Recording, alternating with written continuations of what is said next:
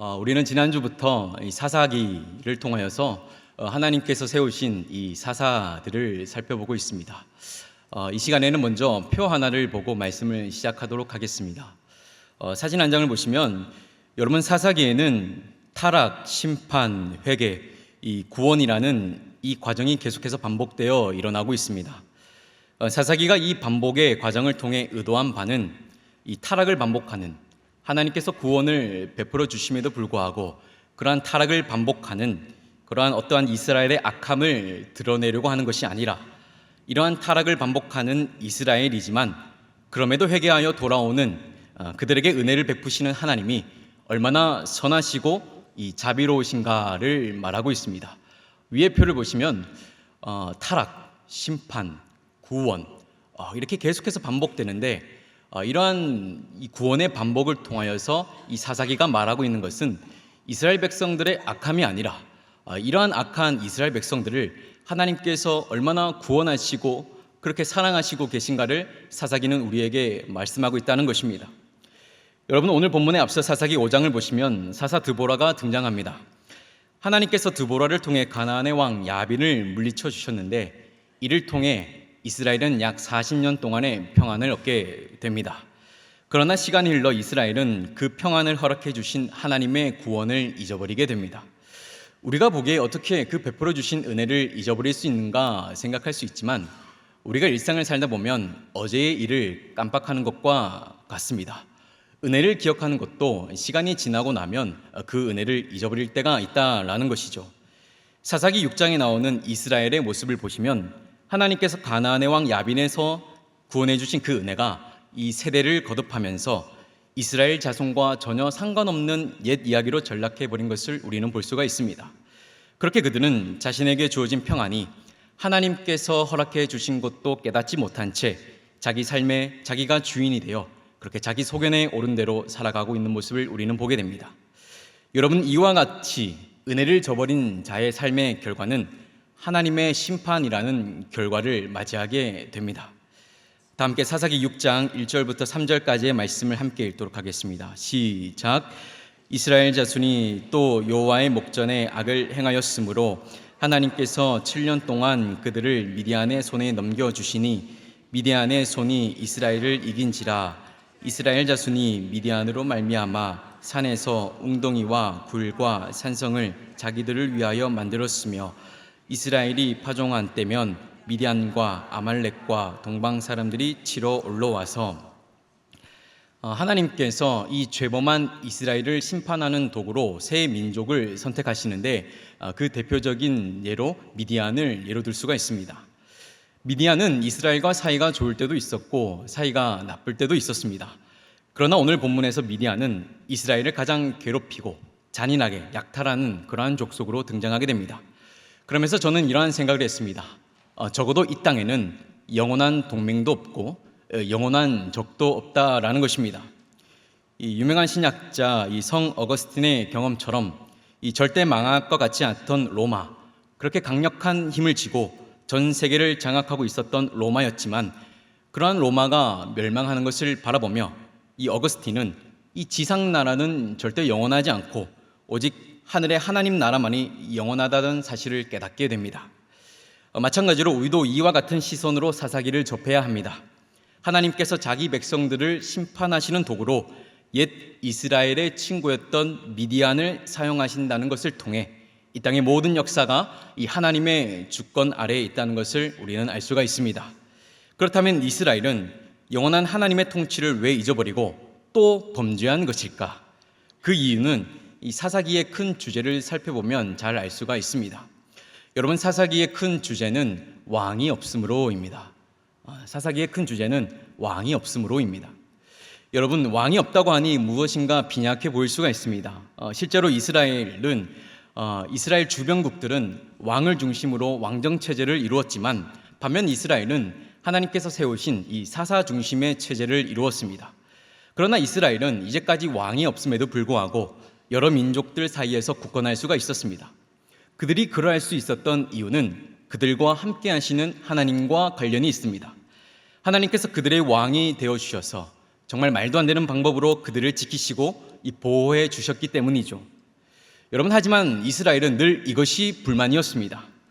하나님께서 왕으로 계신다고 하더라도 자신들도 다른 민족들처럼 보여주고 자랑할 수 있는 그런 강력한 사람 왕이 필요하다고 여겼던 것입니다. 그래서 하나님에게 자신들에게도 왕을 달라 그렇게 요청했던 것입니다.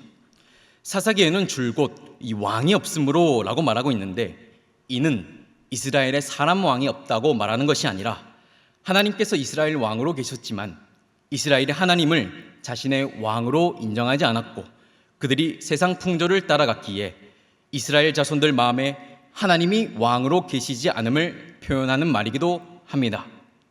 그렇게 이스라엘은 우리에게도 강력한 리더십을 발휘하는 사람 왕이 있었다면 이 주변국이 자신들을 절대로 약탈하지 못했을 거라고 말합니다. 그런데 여러분, 이스라엘이 약탈당하고 전쟁이 일어나 고통받아야 했던 이유는 눈에 보이는 사람 왕이 없어서가 아닙니다.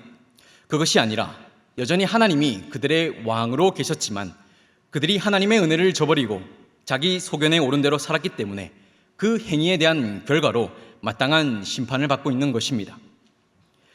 여러분, 하나님을 떠난 그 행위에 대한 결과, 하나님의 심판을 받고 있는 그 이스라엘은 그 고난의 과정을 통해 자신들이 하나님 앞에 범죄한 사실을 비로소 깨닫게 됩니다.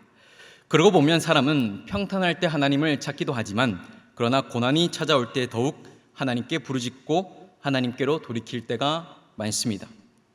하나님은 그러한 이스라엘을 미디안의 손에서 구원하기로 작정하시는데 그 구원하시는 방법이 우리로 하여금 참 놀라움을 금치 못하게 합니다. 하나님은 죄범한 이스라엘을 어떻게 회복시키시는가? 첫 번째로 하나님은 용서하시고 찾아오시는 분이십니다. 오늘 본문 11절 말씀을 함께 읽겠습니다. 시작.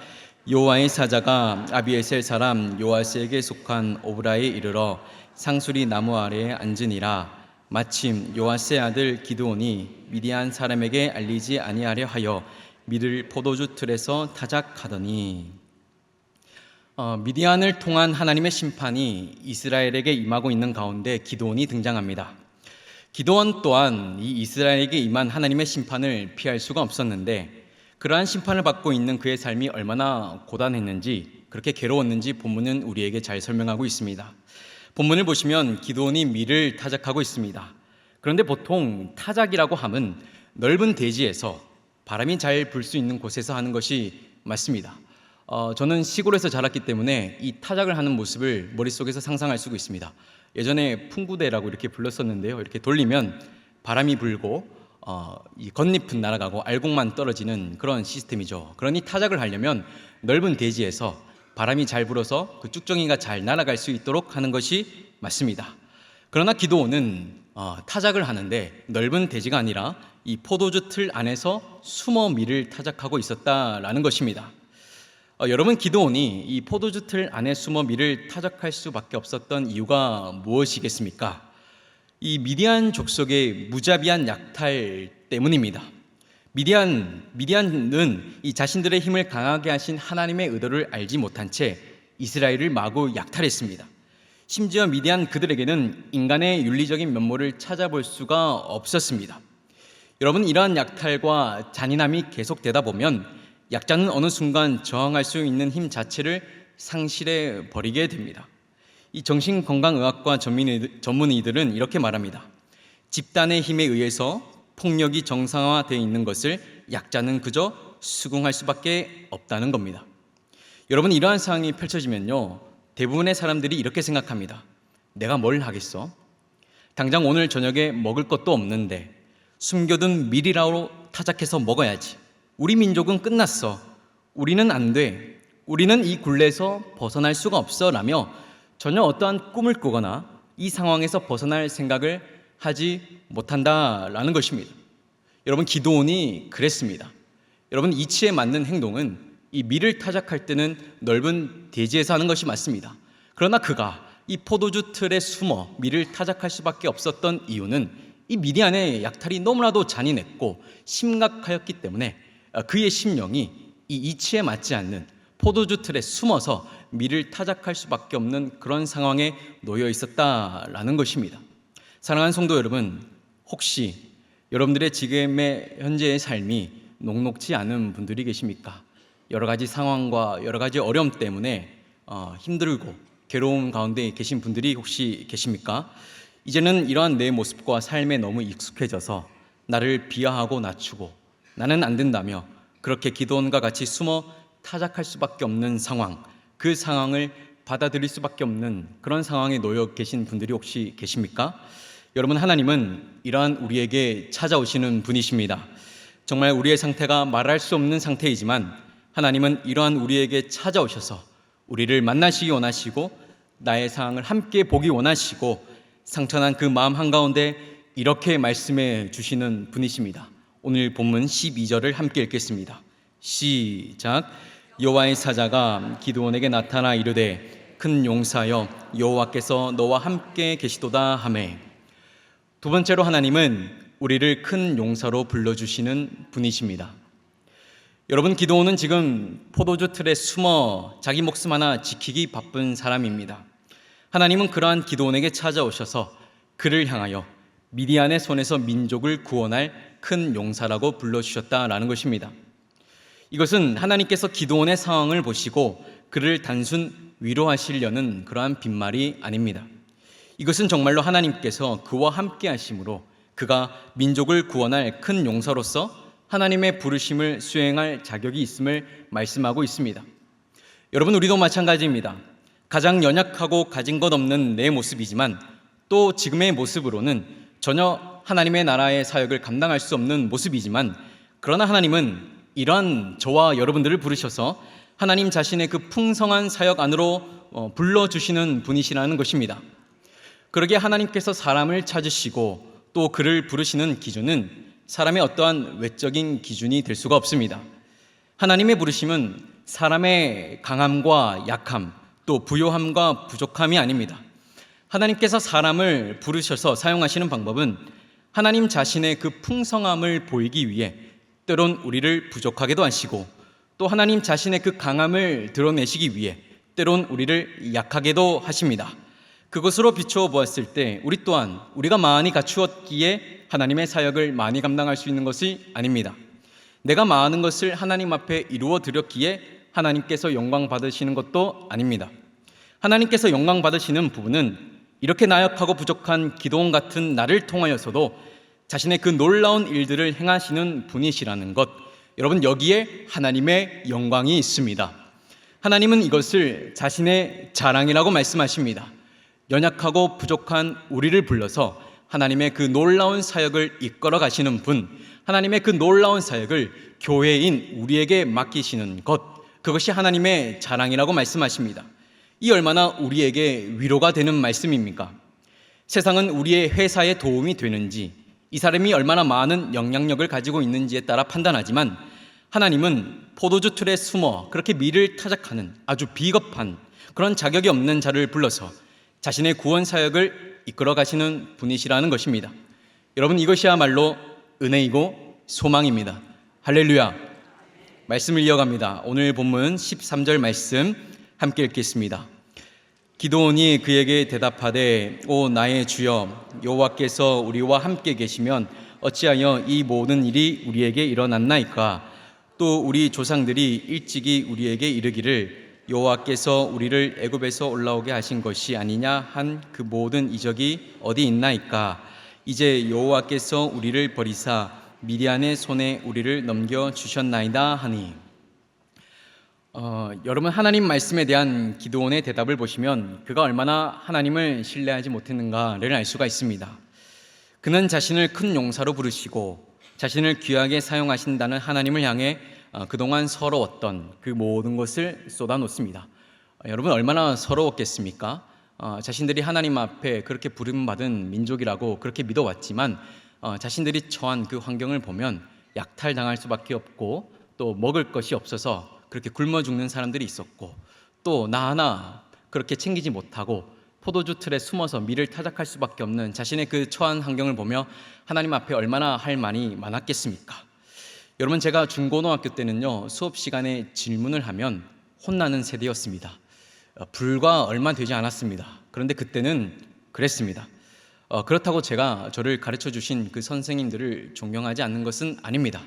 그때의 수업 환경이 그랬다라는 것입니다.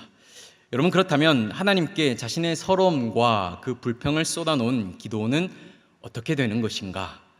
여러분, 우리가 육신의 부모에게도 불평 불만을 쏟아놓다 보면 혼나기 마련인데, 오늘 본문의 하나님은 기도원을 향해서 전혀 혼내지 않으십니다.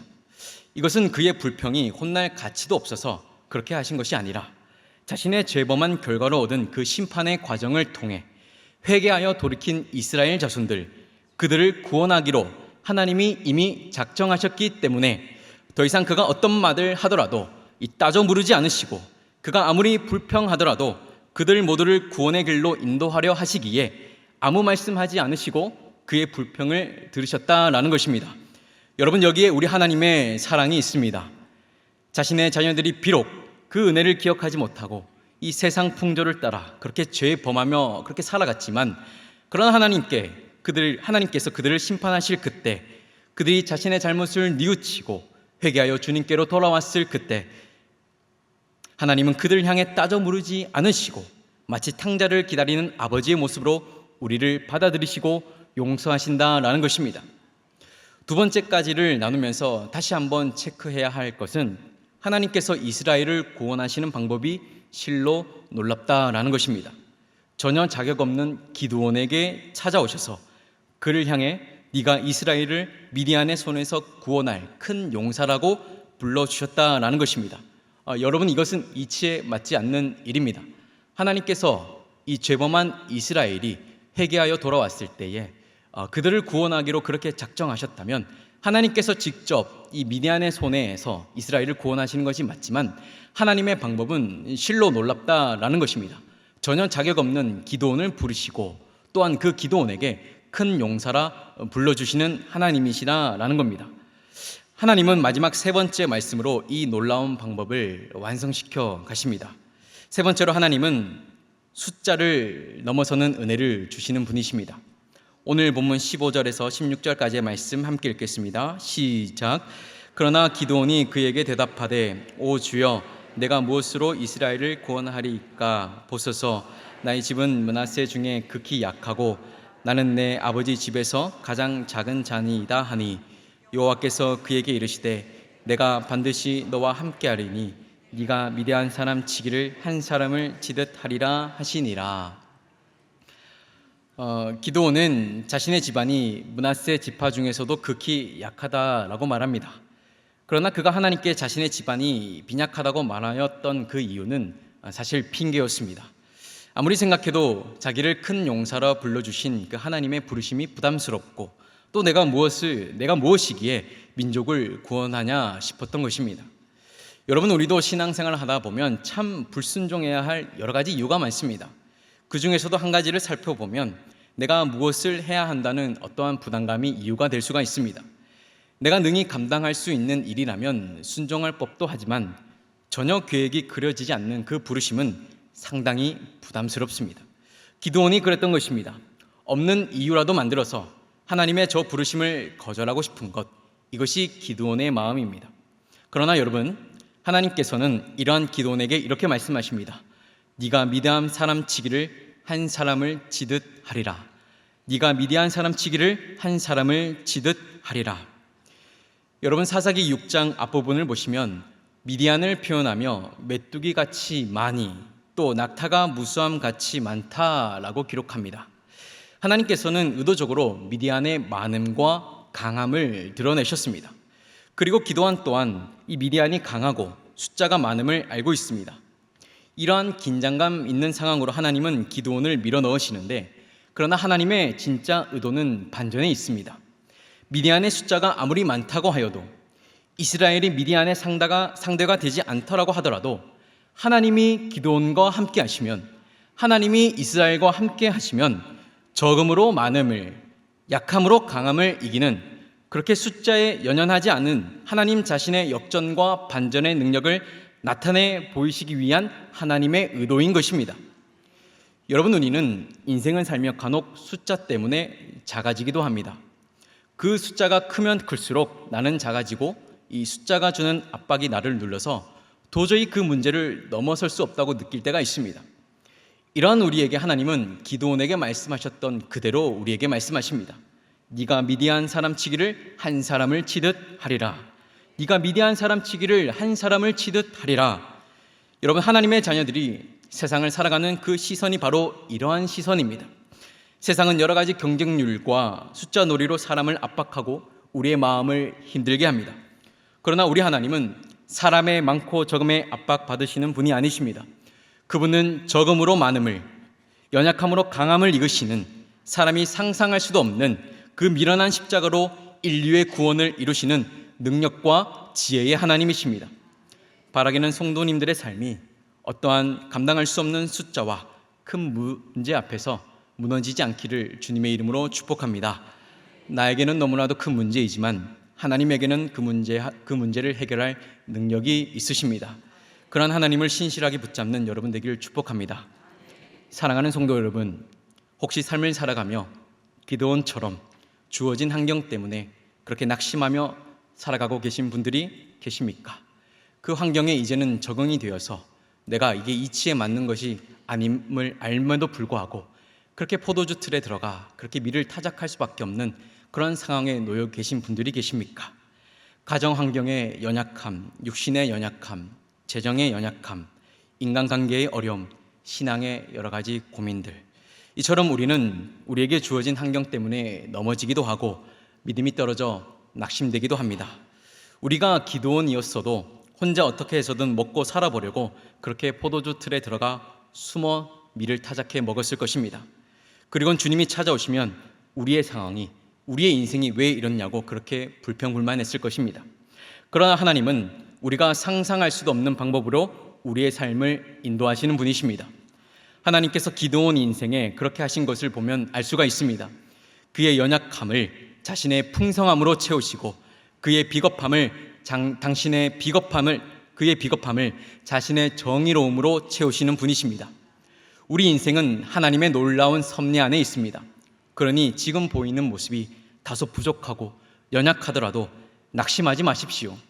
오늘 내게 주어진 현재의 상황이 너무 암울하고 눈물이 앞을 가리지만 그러나 주님이 나에게 찾아오심으로 내게 여전히 소망이 있음을 기억하십시오. 이제 이스라엘이 깨닫습니다. 사람의 많고 적음과 또 보이는 사람 왕이 자신들의 힘이 아니라 전능하신 하나님께서 함께 하실 때 우리 민족이 가장 강력한 민족이 되고 하나님이 나와 함께 하실 때 연약하고 부족한 나 같은 인생에 참 소망이 있다라는 것입니다. 여러분 모두가 이 소망을 붙들고 오늘 나를 찾아오신 하나님 앞에 나의 연약함과 부족함을 인정하며 오히려 이러한 나를 큰 용사로 불러주시는 하나님을 신뢰하며 살아가시는 모든 성도님들 되시길 주님의 이름으로 축복합니다. 사랑의 주님, 오늘도 귀한 말씀 허락해 주셔서 감사합니다. 우리는 기드온처럼 내 몸 하나 챙기기 어려운 연약한 존재들입니다. 그러나 하나님은 이러한 우리를 큰 용사라 불러주시는 사랑의 하나님이십니다. 그 하나님께 가장 큰 위로가 있고 가장 큰 능력이 있음을 믿고 주어진 삶에서 다시 한 번 더 힘을 내어 큰 용사로 살아가는 우리 모든 성도님들 되게 하여 주시옵소서. 감사드리며 살아계신 예수 그리스도의 이름으로 기도드립니다. 아멘.